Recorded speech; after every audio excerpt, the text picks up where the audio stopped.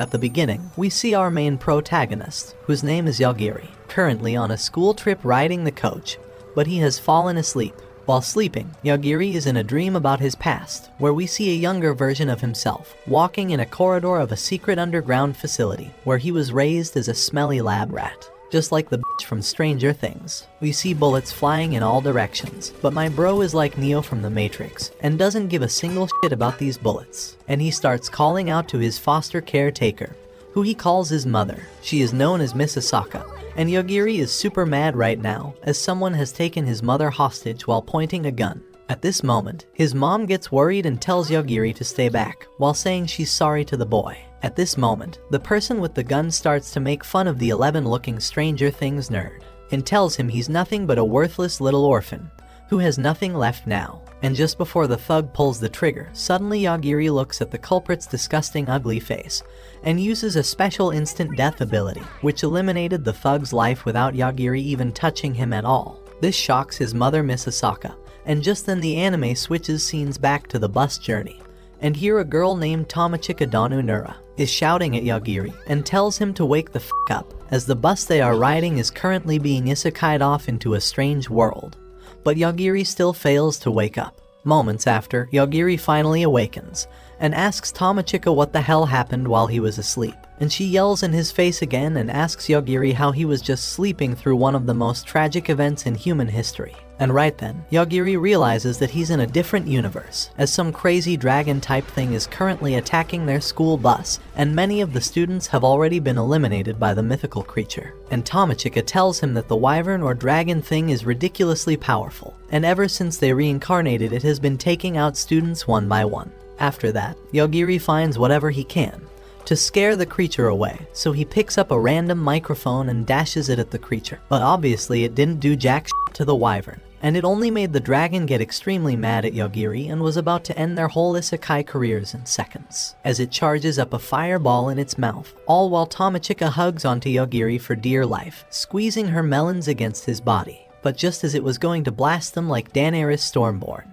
Yagiri simply looks at the dumb dragon right in the eye, and within a second, the giant overpowered creature drops to the floor, and has been eradicated from its own world by this scrawny Stranger Things kid from Japan. And after he tells Tomochika that she owes him some cheeks for saving her life, and after he plays some Super Mario like an absolute boss, and has nothing to worry about. After that, Tomochika tells Yagiri that if he doesn't put away the Game Boy, she won't let him squeeze her soft melons ever again. So he puts it away, and she starts to explain what the hell happened to their school trip. And here, Tomochika tells Yagiri that while the bus was heading through a tunnel, as soon as they came out the other end, the whole scenery changed and they arrived at a beautiful meadow. And some random, rude and very entitled fairy goddess named Sion appeared on the bus and welcomed them all to her world, which pisses off the school's headmaster, and as soon as he smelt Sion's hand, he vanished into thin air. She warns everyone on the bus that her hand will make any one of them disappear like she's wielding the Thanos gauntlet, and that if they don't listen she will make another person smell her disgusting hands and see if they can take her stench. After that, she starts to troll the entire class on the bus and told them all that she is a SSS rank level mage and the most overpowered goddess on the island, and that her anime power level is over 9,000, just as a pop culture reference joke. But no one even laughed, which annoyed the goddess Sion, and she told them it would be wise for them to laugh at her jokes from now on. Otherwise, they won't last very long in this world. After, she calls them all a bunch of disgusting muggles that possess no kind of magical power, and that after being isekai'd, it is forbidden to be in her world without having magic, as the whole point of this strange world is to level up and to test each student, and to take on the strongest creatures with their magic, to see who will become worthy of being her successor. And just then, she made everyone on the bus glow up, along with a holographic stats screen. And here, just tells them that the games will begin shortly, as their first test is to defeat the mighty godly dragon, which nobody is able to ever defeat before. But Tomochika complains to the goddess, saying that she doesn't even have a stats screen and she also isn't glowing like the rest of the students. Tomochika notices how a few others are also not glowing, like the bratty popular girl, Shinazaki, a boy called Kuryu, and of course, Yagiri, who was fast asleep during the whole isekai event, and our MC has no clue he has been taken to a completely new world. One of the girls tells the entire class that the dragon is approaching shortly, and the dragon seems to be over level 100, making it 100 times more powerful than any of these students, so they get scared and ask the goddess to reincarnate them back to Japan. However, the annoying school jock of the class, named Yazaki, who thinks he's the Justin Timberlake of Japan, steps up to the class and tells them they have no choice but to eliminate the dragon and complete their first test to becoming a first-class mage, which is all he wants to do, especially as Yazaki has been gifted with the general class giving him powerful strength and abilities even at level 1. After his speech, all the gifted individuals step off the bus to wait for the dragon encounter and ultimately slay the beast to complete the first isekai test. However, the General Yazaki tells the 4 weirdo muggles who have not been blessed with any magic to stay on the bus, as they can't help defeat anything in this world.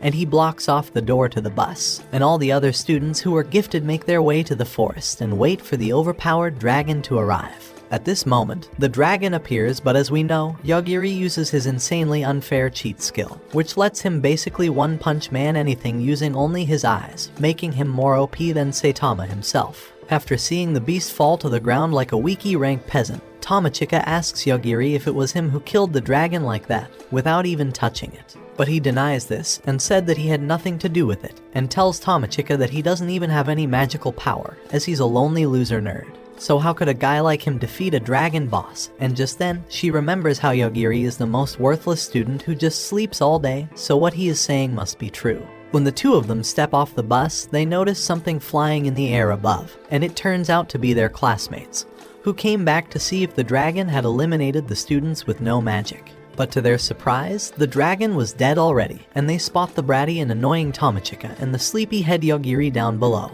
After they land on the ground, and they tell Yagiri and Tamachika about their cool magical isekai skills, and each of these boys has a specific role to play. The chubby fatso, named Damon, is a healer. Higashida is a powerful fire-blazing hero, and Yoshiaki is a necromancer. Damon is mad that Tamachika is alive as he can't troll her and turn her into a zombie. Using his healing magic and combined with the necromancer, he could have raised her back from the dead. But here the hero guy explains how he only came back to use the necromancer ability on Tamachika, to clap her cheeks out after raising her from the dead, as she would never let him touch her in class or go near him, so maybe her zombie version would let him. But here Tamachika tells the hero to f*** off, calling him the ugliest person in the class. So he displays how strong he is compared to her, showing off his insane fireball ability, and threatens Tamachika, requesting to let him smell her feet, otherwise he will eliminate both of them. But right then, Yagiri tells the dumb hero boy that he's actually weaker than he thinks, and points his scrubby chubby finger at him, and tells him to drop dead. They all start bursting out laughing, and think Yagiri is just trying to troll them. But a few seconds later, the fireball hero guy falls down instantly, and has been eliminated by Yagiri, without him even touching him, shocking the 2 other dweebs, as they witness their friend perish into nothing. And finally, shutting his big mouth once and for all. His necromancer friend starts crying about his loss, and so he asks the fatty healer to heal the hero dude. But Yagiri points a finger at the necromancer guy, and he gets wiped out just like the hero, and the only one left is the chubby healer, who tries to heal his 2 buddies, but reviving or healing magic also doesn't work on people who have been targeted by Yagiri's power. After, Mr. Fatso tells Yagiri how unfair his power is, and that he might just be the most overpowered thing in the whole anime universe. And we should just end this anime recap right now, because Yagiri can just one-hit kill anything he wants to. But Yagiri tells the snobby little dwarf that there is actually one thing in this world that can counter his instant ability, but it's definitely not gonna be him. And that's when he finally gives up, and tries to be friends with Yagiri and approaches him with friendly intent. But Yagiri knows when someone has intentions to kill him, and explains how his other power is a special sense to know when someone wants to attack him. And this makes the healer boy fall to the ground, and he begs the demon lord of this world to erase Yagiri, as he's just too strong for anyone.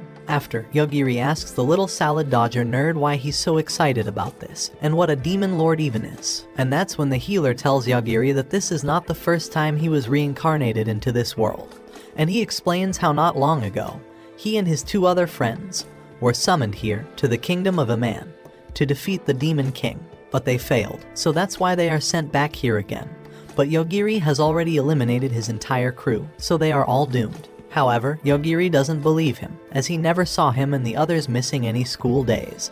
But the healer tells him that this is because in the magical realm, it seems they were here for months, but as they traveled back to Earth in the real world in Japan, It was only a few hours that they were gone, so that's why it seems like he's lying. However, Yagiri prepares to end this boy's whole career, but just then, the boy promises to be his loyal servant and guide him through this other world and help him find the demon lord. After that, he tells Tomochika that they will need to hunt down this demon king and end it off so he can go back to their world, and he can finally relax in peace and chill with his video games and hot Cheetos, watching anime recaps. However, Tomochika is surprised that Yagiri is helping her, and he tells the girl that he's only protecting her as he remembers the soft feeling of her chest when she tried waking him up on the bus, which makes her extremely mad as she thought he was just a nice guy without any other intentions. However, Yagiri loves big juicy jugs just like all of us and is definitely a man of culture. On the other hand, we see Sage-shin squirming around in her bed while waiting for her attendant, Yoichi, to come make a report to her. He explains that 4 people died in the first Sage test, including 2 unblessed people and 2 S-rank ability holders. This makes Shin shocked for a moment, but she decides to procrastinate like y'all procrastinate your assignments and says that it shouldn't be something worth worrying about before lying down once again. After that, Yagiri and Tomochika decide to go to the nearby city to see if they can meet up with their classmates. They arrive just before the city gates are being closed and manage to get in even though they don't know the language of this world. Soon, a senior officer walks up to them and it turns out he can speak their language. Yagiri explains that they split from their group and are now looking to meet up with them. The stuck-up officer says that he has been ordered to not interfere with the Sage candidates, but there's nothing telling him to help them either. He says that their classmates have already moved on to their next destination, and that's all he is willing to offer them. But then he looks at Tomochika and says that only she can stay at his place for the night if she wants to. But Tomochika instantly grabs Yagiri's hand and runs away from there saying no thanks. Yagiri asks her about what's up with her and she says that she was worried he would send him to the underworld because of his rude behavior. Yagiri tells her to stop acting as if he is some kind of homicidal maniac, but she says that she is surprised that he doesn't know that he's exactly just that. With that, they start looking around at the structures and people of this fantasy world until they encounter a cute cat girl named Mayuryu, who offers to help them for free. They ask her why she is doing that and she explains that her goal is to date a Sage candidate, and that's why she is trying to become friends with as many male candidates from the Sage exam as she can. She says that she heard that they are prone to simping for cat girls like her and are usually really powerful and rich as well, so she is banking on her race and cute face. They decide to go along with her as she shows them around, and Tomochika ends up buying a bunch of clothes as well. But by nightfall, it ends up just as Yagiri expected it to, as they find out that the cat girl is actually part of a gang of bandits who surround them and plan to sell them off as stress relief slaves. After confirming that they are up to no good, Yagiri begins the slaughter by telling everyone behind him to die and then starts picking the ones in front of him one by testing his ability on them. He tests out if he can make certain body parts of them to die only instead of putting them down totally, and keeps doing it until only the cat girl and the leader of the bandits is left behind. After that, he tests some delayed functionality by telling them to die and lets them run off for a little bit before the ability kicks in and sends both of them to Hades as well. After taking care of them, they both decide to skedaddle out of there, but they get stopped by the knights in the area. Their captain, Edelgard, asks them what happened there and reveals that they saw the men around them collapsing on the floor out of nowhere. Yagiri asks them why they didn't help them if they were watching them, and she reveals that they were planning on following them once they got captured and following these goons to their base and capturing their leader. She also tells them to not act big as they are blessed with the Saints' protection, which makes them immune to attacks by them. Just then, her vice captain speaks up and says that according to his appraisal skill, these two don't have any blessings from the Saintess. Hearing this, the captain says that it would be hard to believe that they are responsible for these people collapsing and lets them go. The vice captain apologizes for causing them trouble and shows them a fancy hotel to stay the night at to show his gratitude for forgiveness. At the hotel, Yagiri books 2 separate rooms for them and once in the room.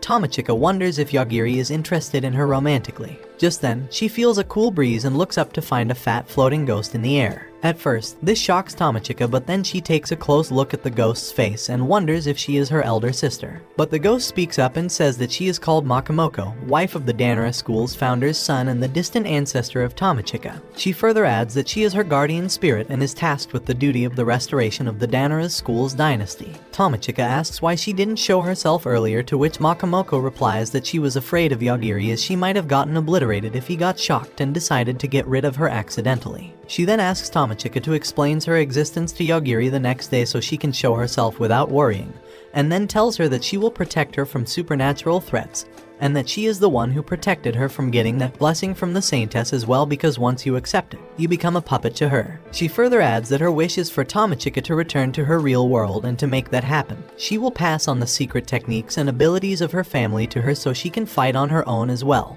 The next morning, Tomochika walks down and meets up with Yogiri and asks him if they would be chasing after their classmates right away. Just then, the concierge walks up to them and introduces herself as Celestina. It turns out this hotel is a first-class establishment for rich people that takes care of anything and everything they request of them as long as they can pay for it. Yagiri asks her for help with locating their classmates, and she gives them a map to the royal capital and 2 tickets for a train headed there. She says that according to their information network, their classmates are making their way to the capital through the forest while slaying local monsters to grind some levels. Yagiri also gives her all of their gold and valuables to invest in some form of high-yielding accounts, and she prepares some items including a charger for Yagiri's Switch and translations to help them on their journey as well. After that, they board the train and head to the capital, and on their way, Tomochika also tells Yagiri about Makamoko and they chill out. Tomochika eventually ends up sitting beside Yagiri while cranking his charger while wondering about their classmates when Yagiri suddenly grabs her and ducks down as a powerful slash attack cuts their roof over their head in one go.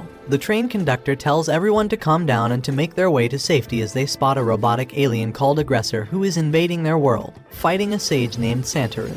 Their battle looks something out of this world, with each of them throwing mountain leveling attacks at each other. Tomochika asks Yagiri if he's going to put them both down as they came in his way, but he says that that's not a reason to kill someone. He says that he has to set up a clear standard so he doesn't end up killing innocent people for small things like annoying him and such, as that's unfair. Soon, the sage and the aggressors battle take them near Yagiri, and the sage, being the stuck-up piece of ass that he is, kills a lot of train passengers behind them, saying that they are just collateral damage to their fight, and that Yagiri and Tomochika should be bowing their head down in front of his mighty sage ass. This annoys Yagiri enough to turn the sage life switch off, and seeing this makes the aggressor really afraid of him. He completely surrenders in front of the Opus protagonist and offers to help him in any way he can. Yagiri asks him about ways to return to his original world, and the robot says that he only knows how to go back to his own world and can't take him there because he's too dangerous for one, and secondly, he hasn't brought his real body here, so he can't really take objects out of this world with him anyways. Besides that, he tells Yagiri that if he has enough mana and the right coordinates, then he can certainly go back to his real world. Yagiri says it's alright and tells him to guide him once he has the mana and coordinates, and the robot happily agrees. To make the most out of it, Makamoko also asks for a shape-changing gear weapon from the robot to help Tomochika with her fights. On the other hand, we see the knights in the city taking one of the goons who lost his eyesight after Yagiri killed them to an immortal vampire sage named Lane. She tries to heal the eye by reconstructing it from scratch, but it still doesn't restore its functionality. She also tries turning the goon into her underling by biting his neck, but that still doesn't work. But then someone breaks into their room, and it turns out to be a hero who is supposed to be fighting monsters and aggressors. The hero, Ein, says that he must put an end to the tyranny of the sages and uses his special attack called a plane and 2 towers to blow the whole place up, but it doesn't do any damage to the vampire sage, as she says that if it were to be so easy to end her life, things would have been so much better. She then says that she's too bored to deal with him and simply kicks him out of her tower without killing him. After that, she tells the knights to follow Yagiri and find where he is, and then heads off to meet Sage Shin and talks to her about this instant death ability guy. Shin says that she would prefer if Lion didn't interfere with the sage candidacy tests, but if she takes care of the calamity called darkness for her, then she will allow it. Lion agrees and tells the captain of her underling army called the Immortal Corps, Masayuki, to go to the city of Hanabusa as she might need them there. Meanwhile, we see Yagiri and Tomochika making their way to the nearest city from their train wreck, which happens to be Hanabusa as well. It turns out to be a pretty modern city with tall skyscrapers and constructions resembling modern-day Japan. While walking through, Makamoko notes that instead of being protected by physical walls, the city is surrounded by a protective barrier that keeps monsters out. They soon reach the first-class hotel that Celestina recommended to them, and after walking inside, coincidentally meets up with one of their classmates named Yuuki, who's now wearing some fantasy clothes. Tomochika asks him what he was doing there, as the others should still be in the forest working on their levels, but he says that he moves separately from them as he has a far superior and more efficient way of leveling up. He then introduces his harem of bodyguards consisting of 5 women whom he chose from his sea of girlfriends. Yagiri wonders what he was up to, and Tomochika explains that he has always been popular among girls due to his good looks, but there seems to be something more at play here. Just then, Yuuki turns to her and asks her if she would like to be his mistress, making her so dry, the Sahara Desert becomes jealous of her. She asks him what makes him so confident, and he explains that he has been blessed with one of the strongest classes in this world known as Dominator, which allows him to turn weak opponents into his servants. It turns out, when Yuuki and the other classmates were together grinding in the forest, everyone tried to avoid him due to his class. But then Haruto approached him and revealed that he is a consultant class. He tells him about the hidden details of his Dominator skill and suggests a plan that he found out after watching the Shield Hero anime. He tells him to buy up weak-leveled servants and then make them fight on his behalf to gain experience for leveling up. This pyramid scheme of a leveling idea resonated with him and his desire to have a harem of his own, and it led to this situation. After hearing him out, Tomochika rejects him and says that she would stay with Yagiri, and they both walk away. Meanwhile, we see the vampire sage, Lion, engage in a battle with the aggressor called the Darkness. Yagiri decides to get some rest and ends up sleeping in for 3 days straight while Tomochika waits for him in her room for all this time. While doing that, Makamoko tells her about someone keeping an eye over her with hostile intent, and she decides to wake Yagiri up and tells him to come to her room. Yagiri walks out and uses his hostility detection haki and then no-shots Yuuki's weakest bodyguard, Erika, with his instant death ability. After that, he walks into Tomochika's room and tells the hotel's reception that a woman collapsed in the hallway on his floor. At the same time, we also see Lion's Immortal Core rampaging across the city's street, riding over civilians and turning them into zombies, making them part of her army. Meanwhile, Yuuki notices that Erika's signal has vanished and he wonders what happened to her and sends 2 of his bodyguards to secure Tomochika while clearing a 150 floors deep dungeon by turning defeated monsters into his servants. On the other hand, Yagiri and Tomochika decide to get out of the hotel to avoid any fighting with Yuuki, but they get ambushed by the captain of his bodyguards, Riza the Ice Mage. She says that she is there to get Tomochika and freezes them both in rock-solid ice, but Yagiri kills the ice with his ability and makes it pathetically easy to shatter. This makes Riza shocked and she tries to cast another spell, but Yagiri kills the spell and then kills her staff as well, making her fall on her knees. After defeating her, Yagiri asks her if she can use magic without her wand and if there are any other wands that she is carrying on her. She says that she is a wand master and can only use magic through wands and that she is only carrying a small spare one in her treasure chests. She also tells them about Yuuki's orders to capture Tomochika, and just then they get attacked by a doll that's crawling on the wall, but Tomochika puts it down using her martial arts skills manifesting due to Makamoko's influence. It turns out they are Yuuki's other bodyguard, Chelsea's puppets, and Yagiri takes most of them down with his ability as well. Just then, Riza tries to get them by surprise using a small wand disguised as a hairpin, but Yagiri puts her down with his ability as well. After that, they walk out to make Chelsea stop fighting as well, and she gives up all the information she has about Yuuki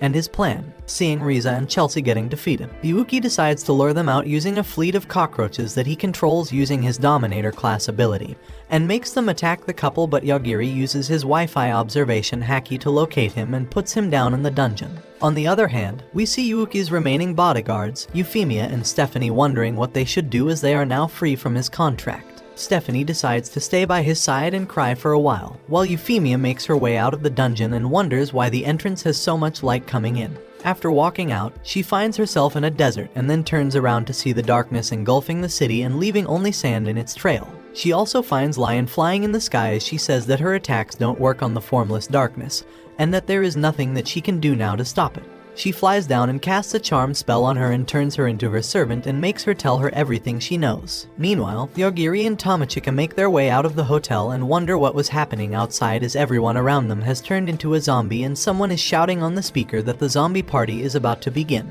They both decide to escape the city while Lion tells Euphemia that she wants to know if Yagiri can kill her with his ability or not. At the same time, we see the captain of the Immortal Core talking to the mayor of the city named Ryuta, who turns out to be Lion's servant as well. Masayuki asks Ryuta to hand over the city's key as it is an order from the Sage Lion, and then uses the public speakers to tell the living people of the city that he is looking for these 2 people, showing Yagiri and Tomochika's pictures on all the screens in the city. He tells them that if they want to live and not turn into zombies, then they should get their ass moving, as he has also sealed the town with the barrier using the key. This makes Ryuta really mad as he has worked his butt off to make this city prosper, but he can't do anything against Lion's orders. Now, with everyone coming after Tomochika's Badonkadonks, Yogiri decides to head to the city square to make a deal with Masayuki himself. Once there, he tells him to lower the barrier as they want to board a train and go to the royal capital, but Masayuki asks them if they even know what kind of a situation they are in while raising his army of undead soldiers. He says that those who are already dead cannot be killed, but Yogiri simply wills them to death as well using his Opus ability. This makes Masayuki really shocked, and he asks how that's possible, and Yogiri explains in the most Giga Chad way that he is the one who decides if something is dead or not. Hearing this, Masayuki becomes enraged, and he says that there is no way such a ridiculous ability exists in this world as he begins to transform into his vampire werewolf mode, but Yogiri simply puts him down in between his monologue and transformation, saying that he doesn't need to wait for the cringiest loser in the anime to finish his lousy transformations. After that, he turns to Ryuta and asks him if he can make the barrier right again and asks him why everyone after them. He explains that they were in the lands controlled by Sage Lion, and he doesn't know why she is interfering with Sage Shin's Sage candidacy test. Just then, they notice the people of the city walking towards them as if they have been possessed by something.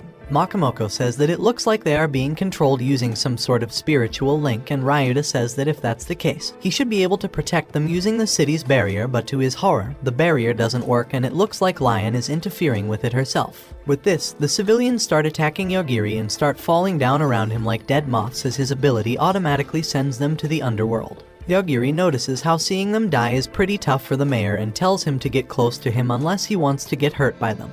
He says that it feels like someone is trying to test the extent of his abilities and how something similar has happened to him in the past. At the same time, we see Lion looking over the city from afar alongside her newly acquired servant as the darkness gets closer to where Yogiri is. She creates a copy of herself without Yogiri's memories and tells her to go up in the sky and multiply, and then to attack the city if they see something unusual happening like the darkness attacking or suddenly vanishing. She says that as these copies have no memory of Yogiri, their attacks should not generate any kind of hostility towards him, and even if he finds them using his observation haki like he found Yuuki, he should not be able to hurt her real body as it is different from the clones. On the other hand, we see Yogiri and the others noticing the darkness getting close to them and turning everything it touches into sand. Everyone wonders how to deal with it, but Yogiri says that he will simply make it die using his ability and make the darkness vanish into thin air. But suddenly, red meteorite-like attacks start raining down from the sky and destroying the city. Tomochika uses her sharp eyesight and says that they look like a red-haired lady wearing a red dress, and Ryuta confirms that it is Sage Lion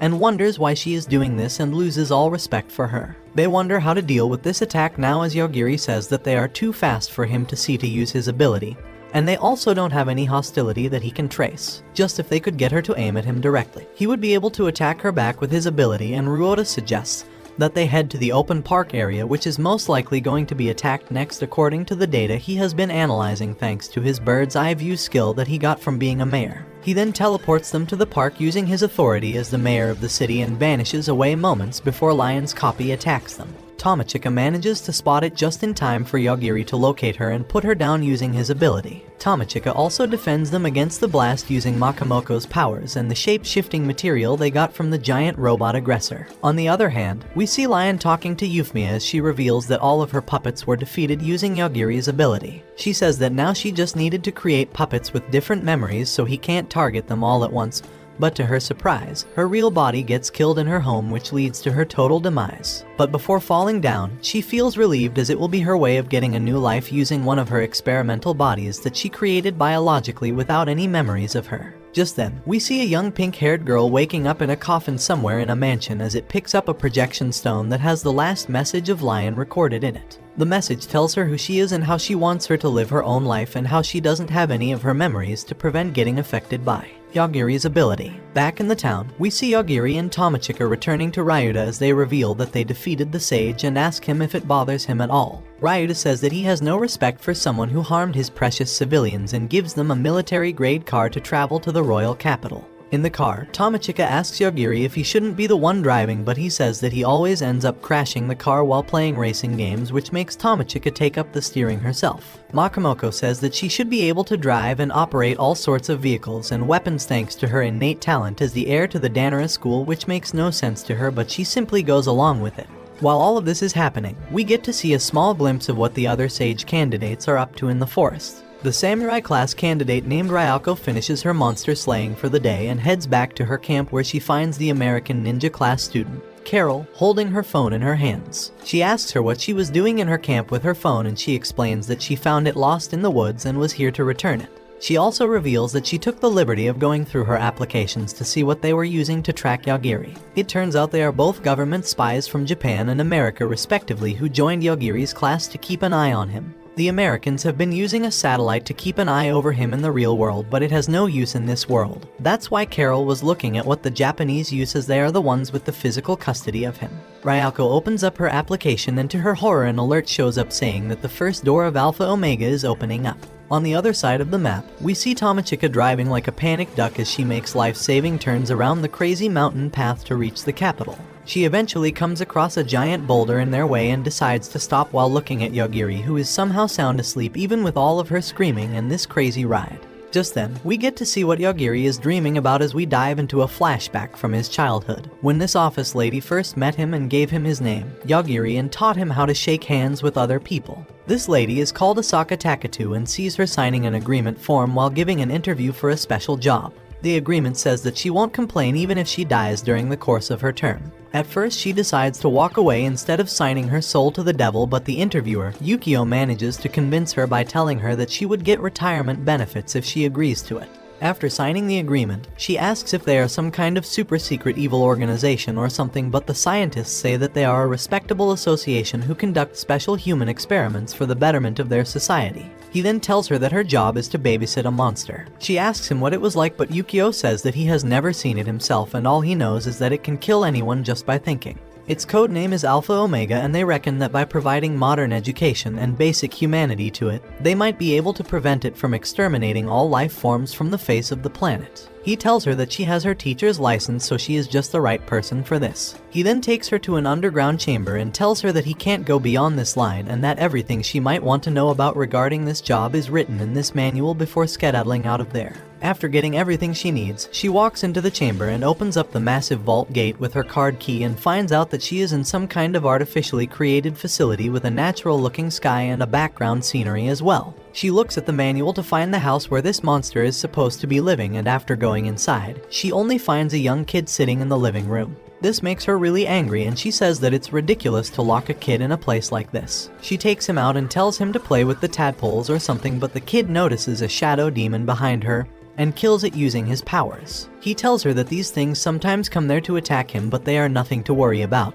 Besides that, it's about to get dark, so if it's alright with her, he would like to play tomorrow instead of right now. Hearing all this calms Asaka down, and she shakes his hand and introduces herself by name. She asks for his name, and he says that they call him Alpha Omega here, and before he came there, they used to call him Lord Akakashi. Just then, they both hear their tummies rumbling and decide to go inside and get something to eat. Asaka realizes that she will have to do the cooking as well, but being as good of a chef as an idiot sandwich, she ends up making some instant ramen while the kid takes a bath. During their meal, she asks him for the name that his mom used to call him by, but he doesn't know what that is, so she ends up naming him herself and gives him the name Yagiri Takatu, which makes him really happy. She then teaches him how to introduce himself by shaking hands and saying "nice to meet you." Just then, we see Yagiri getting woken up by Tomochika, who tells him that they have run into a dead end. They both decide to take some other route and back up, but the car runs into a small dragon on their way back. They both get out of the car and Yagiri takes care of the monster before a fleet of dragons come out of nowhere and start flying towards them as well. Yagiri no-shots them all as well, and after that, they get to meet a golden lightning dragon who says that they pass and starts flying away, but Yagiri stops it and tells it to come back and to tell them what it meant by that, or else he will do some pest control on it as well. The dragon comes back and transforms into a little kid and explains that she was testing them to see if they were worthy of seeking the Swordmaster. They ask her who this Swordmaster was, which makes her surprised as she thinks that they were there to take the Swordmaster's test. They tell her that they were just on their way to the royal capital and got lost, to which she introduces herself as Attila and offers to help them if they agree to go see the Swordmaster with her. After agreeing, she takes them into a mystical forest where the Swordmaster is gathering all the test takers. There they meet the old guy named Urabe, who announces that if in 10 minutes there's not half of them left there, all of them would fail, which marks the start of a massive battle royale.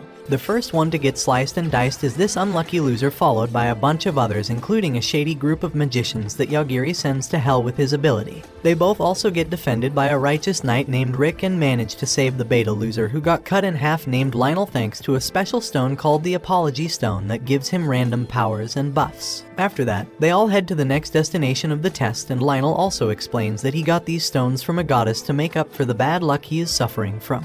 He says that he gets new stones every night, and these stones can be used to summon random items and effects through a gacha system. As they get close to their next destination, the miasma in the area starts getting lethally thicker, and it even makes Lionel vomit on the ground. But then, Makamoko notices that the miasma has suddenly disappeared, and she wonders what caused it while we see Yagiri acting weird. After that, they head up the tower where Urabe shows them a giant sealing spell with the Dark King sealed inside it alongside the ancient sword master who ran her sword through both of them while sealing them in this seal where time flows extremely slowly. Urbane explains that it is their duty as the S-Rod Master to defeat the Dark King once he is freed, but then a magician girl reveals herself and throws a massive fireball at the Dark King, saying she will defeat him once and for all, but the spell simply becomes stagnant in the time seal and she realizes just how dumb she is. Rick tells Yagiri that the magician is called Frederica and she is his friend who told him to take the Sword Master's test in the first place. After that, the examiners tell everyone that they need to reach the bottom floor of the tower while defeating monsters and clearing different tasks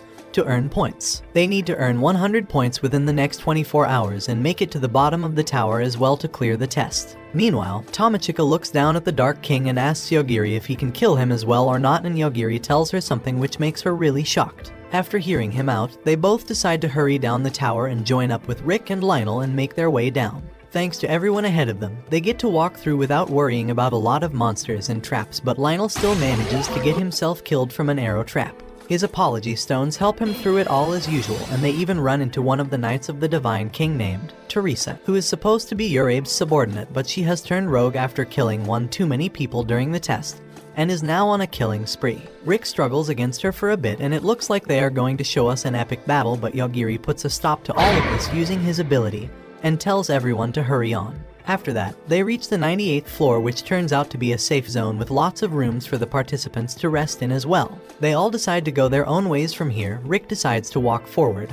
Lionel decides to rest till midnight to get new stones, while Tamachika and Yagiri decide to take a good nap. At midnight, Lionel gets a special anniversary event drawn from his gacha system, and manages to summon the goddess who called him to this world and gave him the Apology Stones. She says that she is there just to check on him and then takes her leave while Yagiri and Tamachika simply fall asleep in the same bed. The next morning, when they wake up, they see Makamoko half stuck in the wall, and she says that something is making all the souls in the tower get sucked up towards the top. Yagiri helps her out by killing the sucking mechanism and then tells Tamachika to prepare herself, as from this point onwards he would be killing everyone indiscriminately as they are in a place of danger. She says that it's fine and that she has already steeled her nerves and that she isn't hypocritical enough to blame him while he is doing it to save her. Hearing this makes Yagiri really happy inwardly, and he becomes all shy and red and says that he's hungry, and they order some room service for their meal. On the other hand, we see a sage named AI fight against another summoned sage named Rikudo, who abandoned his duties as a sage after coming to this world and established a community of beastkin in the forest, and decided to live there peacefully. AI's job is to assassinate sages and sage candidates who have forsaken their duties and possess the power called Just World, which allows her to manipulate the powers given to herself and others by God to the highest degree. She kills Rikudo, and her dagger tells her that her next targets are the sage candidates Yagiri and Tamachika, and tells her to head towards them. On her way, she ends up getting chased after by a fat who turns out to be none other than Damon, who has been wandering in the forest since episode 1 following Yagiri's commands. He seems to have gotten rid of his servant collar somehow and reveals that he was taken in by Rikudo, but now that he is dead, he wants to follow AI and begs her to let him become her slave. With that, they both head towards Yagiri's place and run into the Golder Dragon from earlier. Damon worries that AI won't be able to beat the dragon as her ability allows her to only deal with the cheat skills the other worlders receive, but she says that she can interfere with any natural phenomenon and make it just like she believes it to be, but it doesn't work if her target has a high enough luck stat. She then makes the dragon unable to fly because it's too big, and before she can do much else, an aggressor by the name of Hedgehog appears on the spot and kills the dragon with its sharp blades. After that, it vanishes back into the distance while showing the way to the Swordmaster's tower to AI. Meanwhile, Yagiri and Tamachika make it through almost half of the tower until they run into a silver-haired guy who accuses them of cheating. The guy introduces himself as Iglesia, the creator of the tower, and tells Yagiri that he feels sad because he has been bypassing all of his traps by killing them using his ability. He says that he is too dangerous to be left alone. He starts preparing some big spell while saying that he is going to give them a choice, but Yagiri eats him to the other world, saying he's in a hurry. After that, they go to the next area where they find another Dominator using his harem of girls to fight another test taker who turns out to be a half-demon like Euphemia. Yagiri asks for permission to pass by as he's not interested in fighting, but the Dominator says that he will let them through if they defeat his bodyguards in a 3 versus 3 battle. Yagiri accepts and no-shots them all with his ability and starts walking forward, but this makes the Dominator really mad and he tries to stand up to cast a spell, but Yagiri puts him down just as fast, calling him a liar. Seeing all this, the half-demon girl says that she has a request to make of him and they decide to at least hear her out. The girl introduces herself as Theodisia and explains that she is looking for her younger sister. She says that she came here because she heard that some of her people were trapped here and helping her might come off as being against the Swordmaster. Yagiri says that he has already made a mess out of his tower, so he won't be really fond of him anyways, so he has no issues with helping her out. He then asks her if she has any clues about where her people could be, and she says that she can feel their presence and it seems like they are somewhere underground. Just then, Rick, Frederica, and Lionel walk into the arena as well, and it turns out Rick and Frederica were helping Lionel gain some points as well because he is a sissy loser. After that, they all reach the bottom floor where Urabe announces that they have all passed the test and have now become the Knights of the Divine King. Just then, the tower's maintainers walk in and tell them that the first barrier around the Dark King has been undone, and for some reason the tower isn't working anymore. This shocks Urabe and he wonders what happened, but then someone suddenly destroys the whole tower above them with a blast and reveals himself to be a high-class demon who is accompanied by another of his kind. Their goal seems to be the resurrection of the Dark King, and they prepare to fight Urabe and his knights. The demon seems to possess the power to turn off the humans around him, while the other one seems to be too proficient in magic as he blocks Frederica's fire magic with his bare hands, and then turns her staff alongside her arm into a biscuit and gives her a taste, saying she's pretty sweet. Frederica wonders if she will now become a red-haired emperor of the sea, but quickly remembers that she is just a side character for this minor arc. Seeing all this, Lionel decides to use the remaining limited edition gacha roll and uses all of his apology stones to summon some sort of miracle that would help them deal with the demons, but it ends up summoning the goddess from earlier, much to his horror. He asks her if she would vanish again, but she says that this time she will grant his wish of taking care of everything, and then walks up to the demons, and to everyone's surprise, they both bow down in front of her and reveal that she is actually the wife of the Dark King. She has been summoning and manipulating heroes to release her husband from the seal, but always failed due to the Swordmaster. But thanks to this unlucky piece of garbage named Lionel, she managed to get rid of the barriers this time. Lionel asks her if she was lying about taking care of everything and granting his wish, and she says that she didn't lie and that she will take care of them all by destroying all of humanity, thus leaving nothing to worry about. Meanwhile, Yagiri, Tomochica, and Theodisia decide to go underground to find her people, and thanks to Yagiri's powers manage to kill the time-space barrier that is hiding the bottom floor. Tomochica also notices some high-speed robots zoom past them with some blades, but they decide to ignore it and focus on the underground room in front of them. Once inside, they find the room to be full of fluid chambers, with Theodisia's people being used as guinea pigs for horrible experiments and to use their magic to support the barrier around the Dark King. Theodisia decides to put an end to their misery using her own hands, and then resolves to take revenge from the Swordmaster. With that, they all head back up to see what was going on. On the other hand, we see Lionel trying to stall the goddess to create an opportunity for the Swordmaster to slay her. While doing so, he makes the goddess reveal that she had been waiting for all sorts of obstacles to get out of her way, including the creator of the tower, Iglesia, as he would have been able to restore the barrier instantly. Besides that, she was also worried about the goddess killer who somehow suddenly died during the test, and now she is able to break the barrier to release her husband.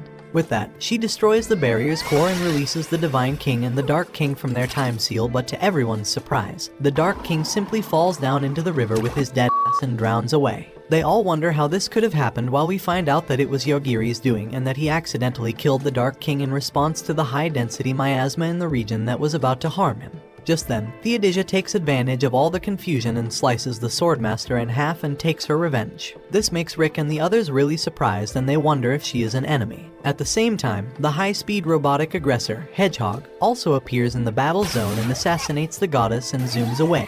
The two demons who started all this heal her back to full health and rally their forces to attack humans to take revenge for killing their king, but Yagiri simply no-shots them all with his ability, and tells them that he doesn't want any drama. The whole thing makes the goddess lose her mind and she starts firing random abilities in all directions. Tamachika asks Yagiri if he is going to do anything about her, but he says that the goddess didn't do anything to him, so he has no reason to fight her. On the other hand, we see AI dragging Damon towards the tower as she dodges all the random attacks using her absurd ability. Once she arrives there, she uses her appraisal skill to tell Rick that he can put the goddess down using his holy sword, which he does, and then turns towards Yagiri and Tamachika to see what they were all about. Before fighting them, she uses her eye on Yagiri to check his stats, but it shows her the end of everything in him, and this makes her sweat her soul out as she decides to eat her ass out of there before handing Damon over to Yagiri. Yagiri wonders what she was all about, but then turns to Damon and asks him how he managed to get out of his collar. He says that he never said that its effect was permanent apologies for deceiving them. After that, Rick talks to them about Theodosia and what she did, and Yagiri tells him to see what they found in the basement, and if he still decides to fight them, then he will help Theodosia. Rick asks him what he can do with his tiny stick, but the Divine King stops him and tells him that it was actually Yagiri who put down the Dark King and all the demons around them, which makes Rick really surprised as he apologizes for his rude behavior. After that, they all decide to part ways. Rick, Frederica, Lionel, and the Divine King go to the royal capital, while Yagiri and Tamachika decide to go there on their own as well. Theodosia reveals the name of her younger sister, who turns out to be Euphemia, and Yagiri and Tamachika tells her that they heard this name while walking through one of the cities on their way and tell her about the routes they took. Before leaving, Rick also gives them a couple of pendants with the emblem of the Royal Knights and says that they should show these to the guards in the capital if they ever need his help. With this, Yagiri and Tamachika start their journey towards the capital while leaving Damon to his wits. But unfortunately for him, he ends up getting approached by one of the demons that attacked the tower, and he tells him to follow him.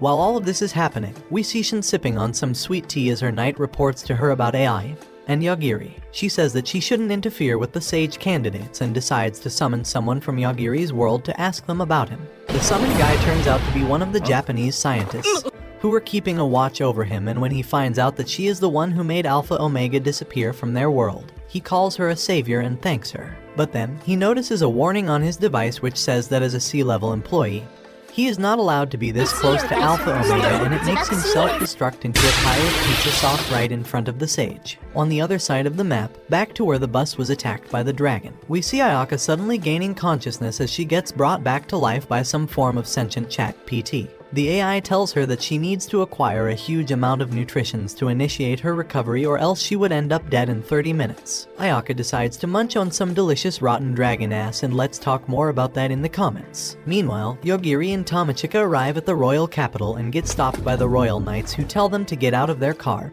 and to show them their IDs. They explain that they got the car from the mayor of Hanabusa City and that they are sage candidates who are there for a trial. The guard checks them out using an appraisal tool, but Yagiri shows them the pendant that Rick gave them, and it makes all of them get on their knees. They explain that it is the mark of the royal family and gives them the pass to enter the city. Just then, the youngest prince, David, arrives on the scene and demands that they show them their swords as the Knights of the Divine King, and Tamachika ends up accepting his challenge to a duel when they fail to show him any swords. In the duel, she showcases the martial arts of her family and ends up freeing David's future generations from the pain of getting born.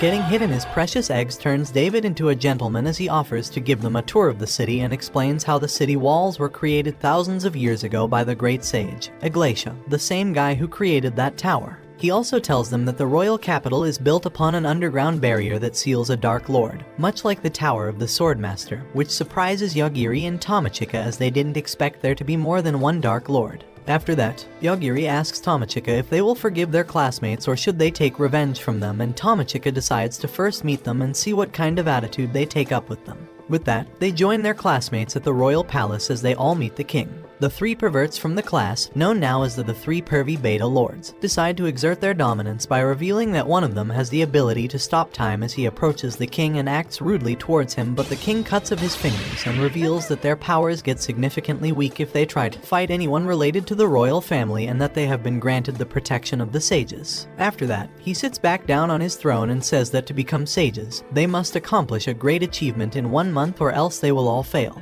After that, the king walks away and Tamachika and Yagiri make their presence known officially. They all talk it out and eventually Yagiri and Tamachika agree to join them without any violence. They make up a cover story that Yagiri got the skill to kill insects instantly and Tamachika got the skill to create special armor that only works on herself, and thanks to these skills they manage to escape from the dragon. The class captain says that he still believes they did the right thing by leaving them behind as bait, as the survival of many was his priority. With all of that out of the way, they all start wondering about ways to pass the Sage exam and eventually end up getting help from the royal family that suggests that they go down the underground dungeon and defeat the Dark Lord as their accomplishment. With this, all of them form groups and go underground, led by David and Rick, who eventually arrives at the royal capital with the Divine King as well. While Tomochika is busy busting her ass off in the underground dungeon, Yagiri joins the group of the losers of their class, including two other guys, one with the ability to cook and the other with the ability to read anything. Soon, another guy named Seiichi joins them who has the ability called Death God, which is pretty similar to Yagiri's ability of instantly killing their target,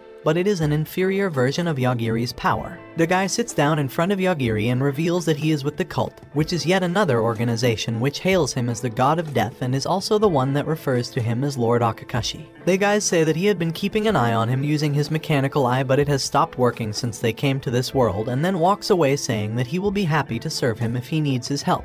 After that, the other two spies also make contact with Yagiri and Tomochika and apologize to him for deceiving him all this time. Yagiri says that he doesn't mind as long as they don't cause him any trouble and lets them focus on their survival in this new world, and says that he wants to meet the Sage Shin as she might know of a way to get back to their world. While all of this is happening, we find out that Euphemia got to meet up with Lion's new body and decides to serve her. The new body names herself Risley and takes Euphemia along with her on a journey to find the guy named Yagiri. Besides that, Shin goes to see AI in the Sage's world and finds out that she is suffering from PTSD after looking at Yagiri. She becomes worried and says that she needs to get more information on what he actually is and decides to go meet his classmates. At the same time, the demon spawn, Lute, teams up with Damon as he knows about Yujiri and takes him to the royal capital to unseal the younger and much stronger sister of the late Dark King who is residing under the royal capital. Once they get inside the city, they go to a tavern and try to get information on ways to get inside the underground dungeon.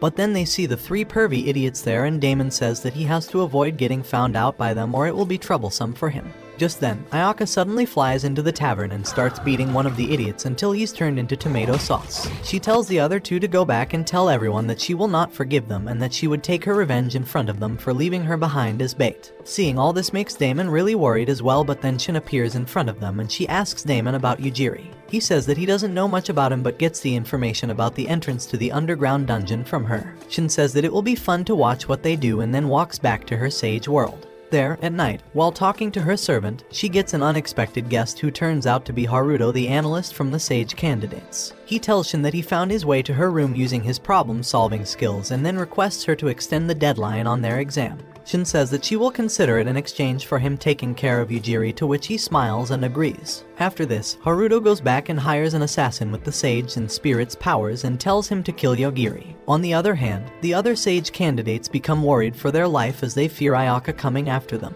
One of them, named Riona, who has the ability to enhance her strength, finds Ayaka and tries to snipe her down with high-speed rocks, but Ayaka tanks it like the Giga Chad she is and goes on to fight with her. She single-handedly destroys her ass and soul, but Riona says that she isn't at her full power because of that stupid king's suppressing quirk that's active throughout the royal capital. Hearing this, Ayaka lets Riona go and heal herself and flies away to burn the king's royal ass to ashes. After taking care of him, she returns to fight Riona at full power and proceeds to utterly destroy her once again.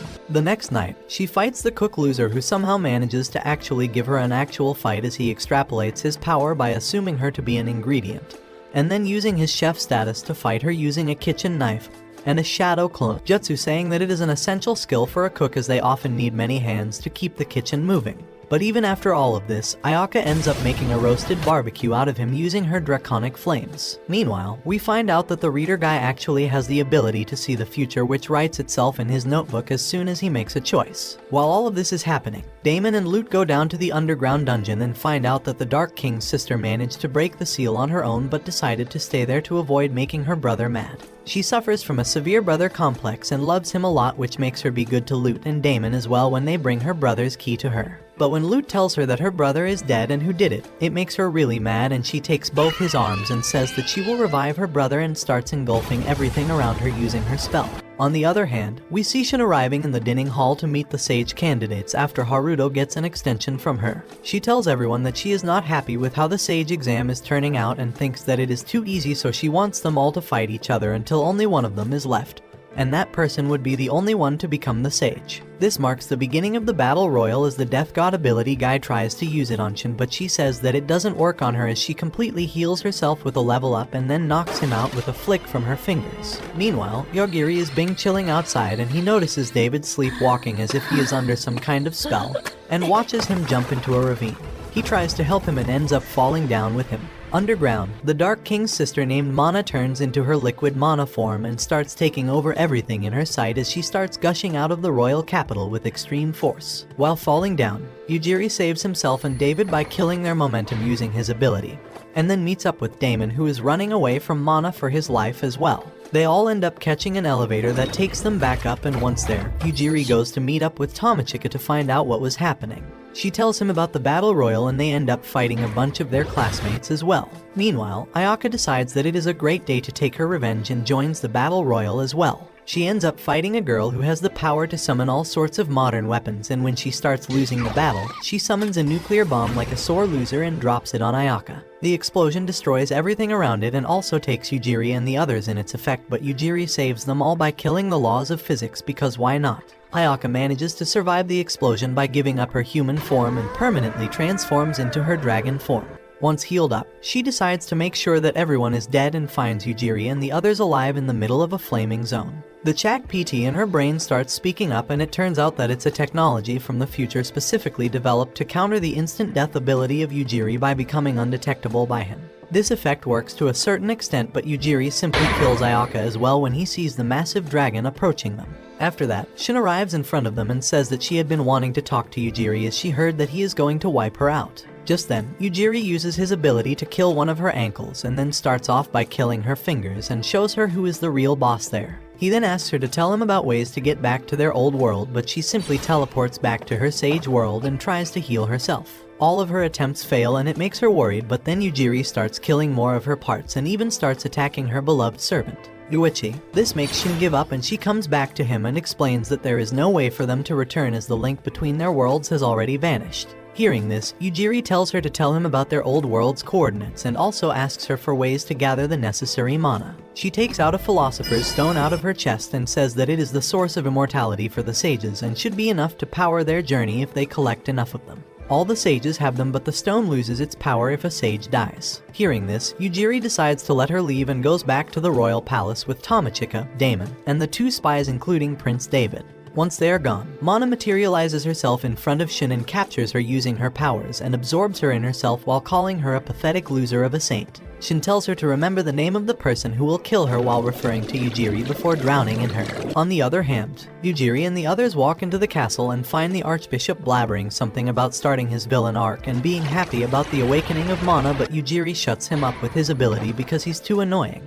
Just then, Mana materializes herself in front of them and says that she will destroy them as well, but Yujiri shuts her up as well and ends the final boss fight in a second.